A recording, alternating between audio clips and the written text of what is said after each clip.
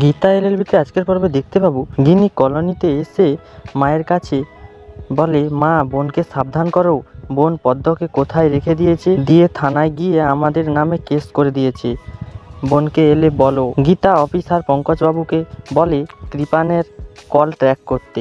তারা সেই মতো কাজ শুরু করে দেয়। পদ্মকে কৃপানের ভাড়া করা গুন্ডা নিয়ে যায় একটা পুরনো গোডাউনে।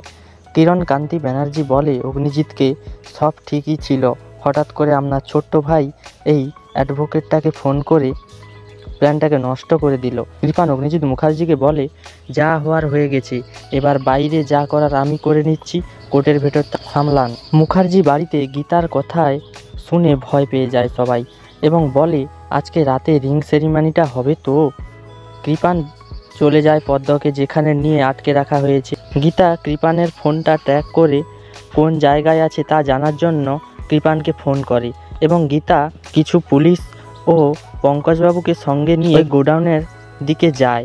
তো বন্ধুরা, ওই গোডাউন থেকে পদ্মকে সুস্থ অবস্থায় ফিরিয়ে আনতে পারবে গীতা ও পঙ্কজবাবু?